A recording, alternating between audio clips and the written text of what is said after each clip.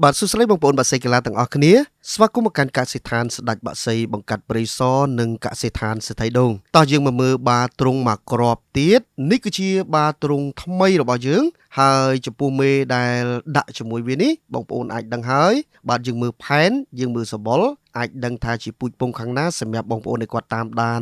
កសិដ្ឋានស្ដេចបាក់សីបង្កាត់ព្រៃសរជាច្រើនឆ្នាំមកនេះបាទអញ្ចឹងមុននឹងដឹងអំពីប្រវត្តិបាមកគ្រាប់នេះខ្ញុំបាទសូមណែនាំមេសិនបាទមេទាំងអស់ដែលបងប្អូនបានឃើញនេះគឺជាពូជរបស់អារ៉ាំបូឬក៏កូនរបស់អារ៉ាំបូបាទហើយ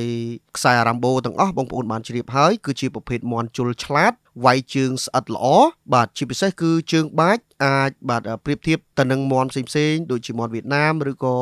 មាន់អាមេរិកឬក៏ប្រភេទអីផ្សេងៗបាទវាអាចទប់បានជើងបាច់ល្អមែនទែនបាទខ្សែអារ៉ាំបូបាទទី2ពេលដែលគៀកខ្នងគឺខំវាយកលិចខំស្លាបខំស្មាខំខ្នងបាទវាយលើខ្នងជជុះខ្នងល្អមែនទែនបាទអញ្ចឹងពូជអារ៉ាំបូនេះបងប្អូនបានជ្រាបហើយច្រើនឆ្នាំមកនេះយើងប្រកាសអត់ដែលឲ្យដាច់ទេអត់ដែលឲ្យដាច់ពូជនេះទេហើយនៅក្នុងឆ្នាំនេះឬក៏វគ្គនេះខ្សែរ៉ាំបូត្រូវបាន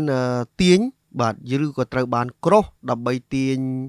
ភាគរយនៃបាត់ឈាមដើមរបស់វាត្រឡប់មក75វិញបាទអញ្ចឹង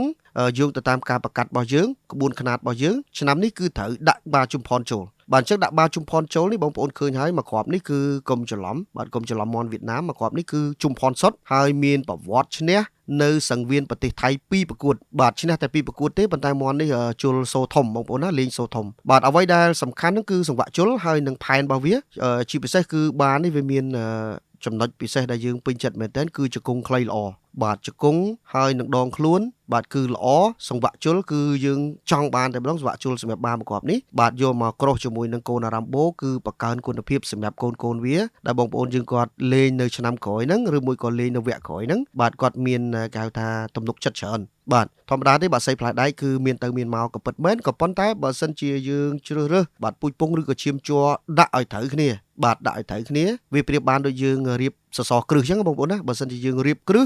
មាំបាទរៀបគ្រឹះមាំល្អអញ្ចឹងយើងក៏អាចសង់អាគារបានខ្ពស់ទ្រទម្ងន់ធ្ងន់បានដែរទៀតសោត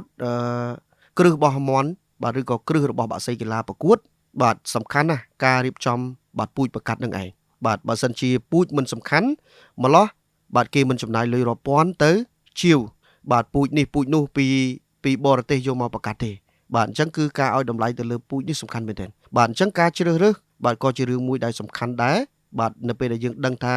ពូជណាសង្វាក់ជលបែបម៉េចហើយយើងចង់បាន